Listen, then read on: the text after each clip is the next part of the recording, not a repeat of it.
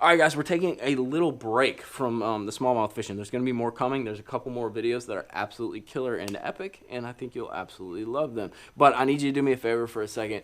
I don't ask much of you guys, but I need to make sure that you're subscribed because I need your support for the channel in order to grow it because that's what I'm trying to do a little bit. It's a hobby, but at the same time, I want to have some fun. I want to make it grow. And I'm not going to lie to you, those ad revs allow me to shoot more, shoot different stuff, and get on the road and hopefully get you some killer content that helps you catch more fish. So take a second, go down to that corner, make sure you subscribe and like this video, and let's get to it. These things.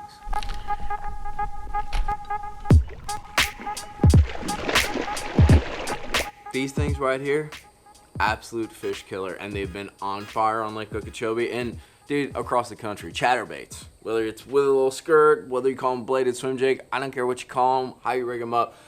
Basically, they have been the deal, and they catch big fish, and you can fish them in a million different situations. So we're gonna run through 2 essential setups that I run on Lake Okeechobee that I think are like must-haves in the boat, I guess you could say. A few trailers, how I fish them, where I fish them, and a few technique applications, how to fish them, like some little, secret kind of little tweaky things you can do to get more bites and create some more reactions and get those big fish in the boat.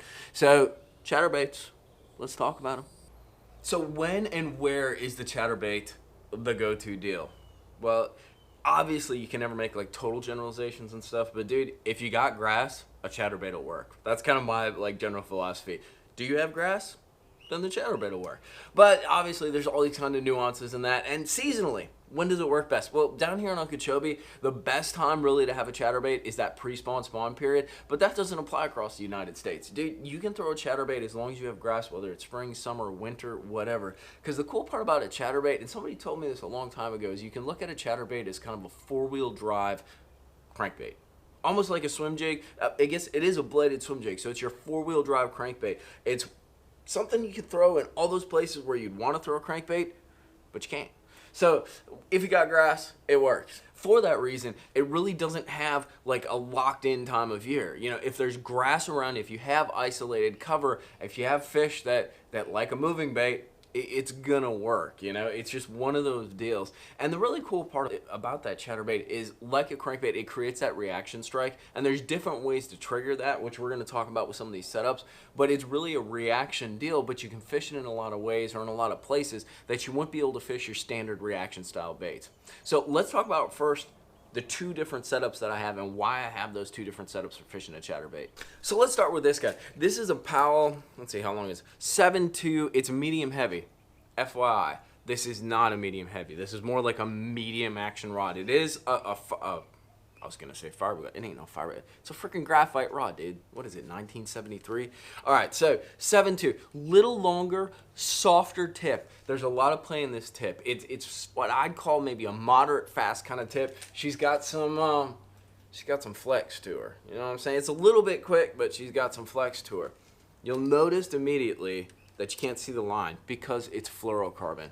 So this is one of my setups with the chatterbait. It's a fluorocarbon setup. I got 15 on here. Sometimes I'll put 18, sometimes I'll put less, like usually though I'm 15 to 18, maybe 20 sometimes, but those are my general ranges for the fluorocarbon.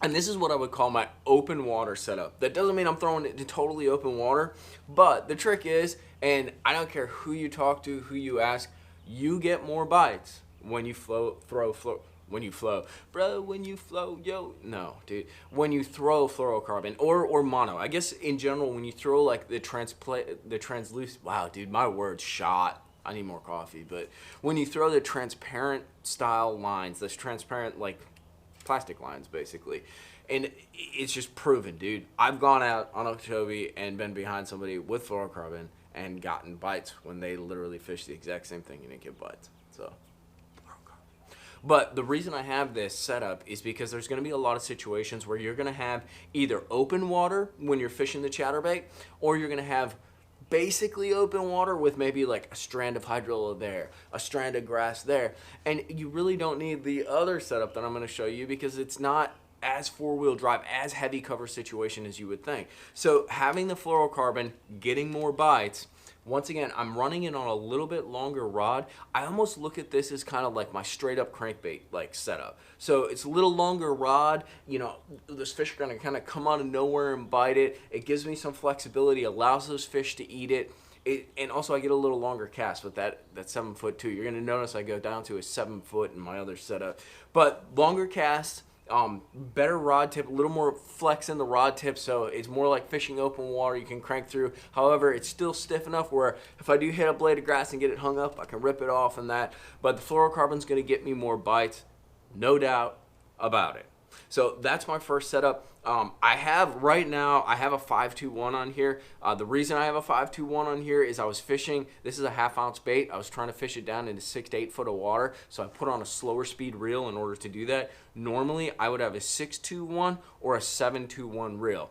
On Lake Okeechobee specifically, or if I'm fishing shallower grass, when I say shallower grass, like 4 foot less or shallower flats, I really like that 721. Why is that? Because a lot of people talk about having issues like fishing the bait slower.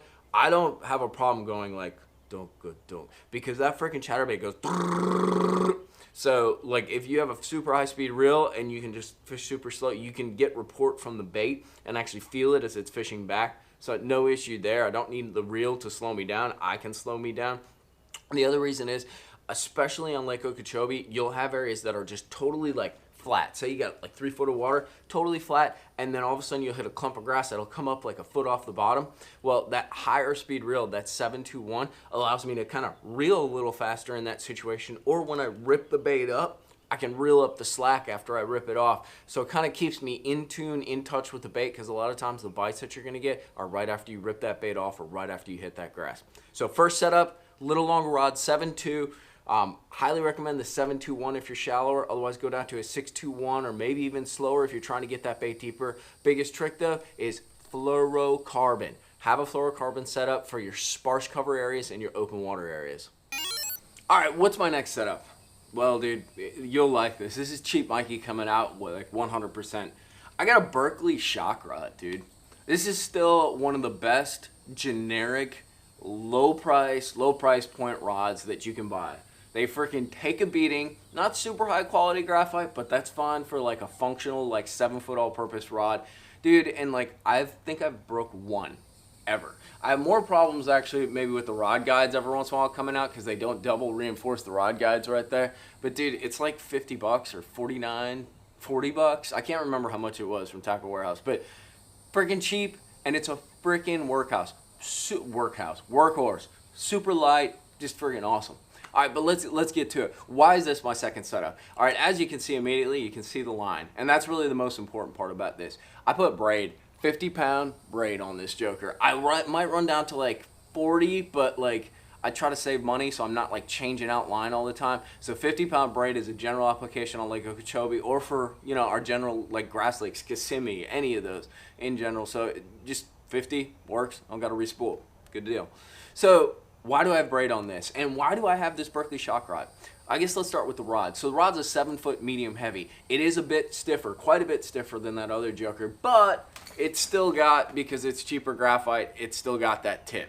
You'll notice, and this is a rule you can put on like across all rod companies or whatever, if they're using like lower quality blanks, like their cheaper low end stuff, they'll say it's like extra fast or like super fast action. Well, dude, the lower quality blanks you go, the more moderate sort of like parabolic bend you get to them. Obviously, it's going to vary from rod company to rod company, but that's usually what you're getting. You're getting a lower quality blank or a lower, I guess, grade blank, so it's not going to be as stiff and responsive. Which is good in certain situations. If you're dragging a worm in that, you want that super touchy-feely rod. But if I'm throwing a freaking chatterbait that feels like a bulldozer on the end of the rod, like it's not that big of a deal.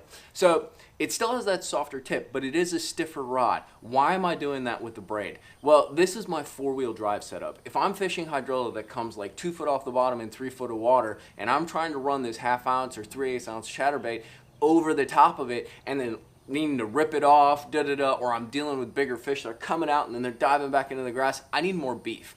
The other thing is, this has braid. So the braid may not get as many bites, and I don't think it's because it's transparent. I personally believe braid doesn't get as many bites because of the sound that it makes. because I put it on Carolina rigs as like backing line and that, and I get less bites and I'll switch over to fluorocarbon. Well, they're not seeing that line on like a Carolina rig because I got a like 4 foot, 6 foot leader on the damn thing. So there's something more to the braid, and I think it's that whoo, that whir sound that you hear, you know, when you like set the hook or things like that. But that's a whole nother video. But basically, when you're fishing that grass like that, it's all about a reaction bite, because the whole trick with this chatterbait is you're fishing it like a crankbait, almost like a lipless crankbait, where you're trying to get it hung on the grass and you pop it up. And that's one of the technique aspects. Really, when it comes to chatterbait fishing, having a steady retrieve with a few quick reels every once in a while, as well as, and probably most importantly so, ripping that bait off of stuff. Or not off of stuff. So with this setup, I can rip it off. Like I get it hung on hydrilla, dude, I will give it the hammer and rip that thing up. And that stiffer rod tip allows me to do that, but at the same time I have enough flex so that when that fish, and they usually eat right after you rip it off, comes up, grabs it, the rod will load up just nicely. I won't pull the bait out of the fish's mouth. I'm still gonna, you know, get a good hook set in that fish and catch a big one. So the other thing though, and this is something I think a lot of guys forget, you get a lot of bites when you rip that bait off of the grass. So why would you not rip that bait in open water? Or even just in an open space. And that's what I was talking about with the other setup. You know, you can rip that bait in open water. With this guy even, say you're fishing that grass flat and you come off the edge, rip the bait, even if you're not hung. It's one of those retrieves that you can apply like continually when you're fishing this thing. There's no reason why you can't be ripping that bait more than just when it gets hung.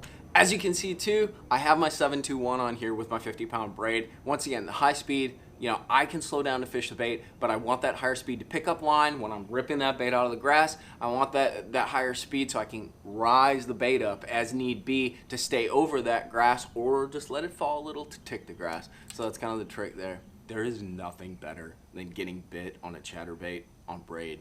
It's like freaking a hammer, dude.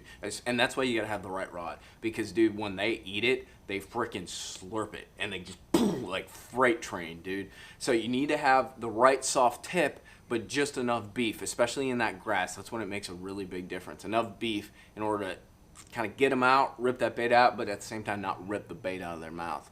But let's talk about some trailers and some applications moving forward. These things